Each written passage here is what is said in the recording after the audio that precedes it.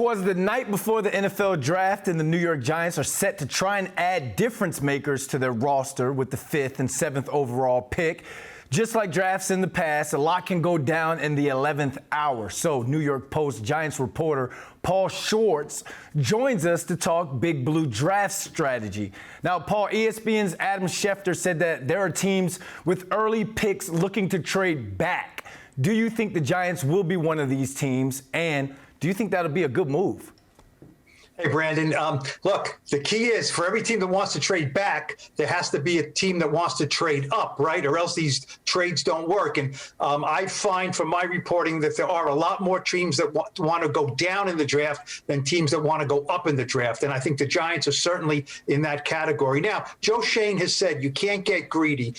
He said, am I going to sleep better at night knowing that I got an extra 6th-round pick and I might have lost out on a player that I really wanted because I got cute and traded down? So I think at number 7, there's certainly a chance they trade down. I don't think they want to go down too far, but if they could get an extra 1st-round pick in the 2023 draft, it's something that I'm sure Joe Schoen will consider. But I still believe that they will stick at 5 and stick at 7. There won't be a great deal for them, and they will take 2 players at those 2 very premier high draft spots. The Giants have had a lot of first-round picks not live up to their draft selection potential over the last decade. So what will qualify as a successful first round and draft for new GM Joe Schoen?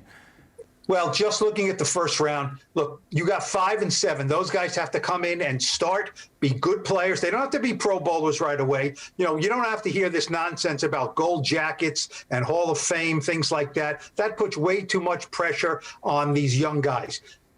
The guy they draft at number 5 is going to come in, very likely an offensive tackle, come in, play right tackle, be a good player. Not a great player right away, be a solid player whose arrow was pointing up. At 7, if they get a guy, let's say a cornerback or an edge rusher, be a guy in the rotation that gets a lot of snaps, someone that new defensive coordinator Wink Martingale can trust, and be a guy who is also ascending player. So 2 immediate starters, and then look, down the road, Brandon, the Giants have had a terrible track record as far as re-signing their first-round picks after that first rookie contract. So looking down the road 4 or 5 years, re-sign those guys because you want them on your team.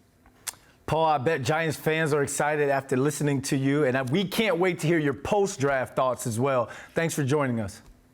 All right. Thanks, Brandon.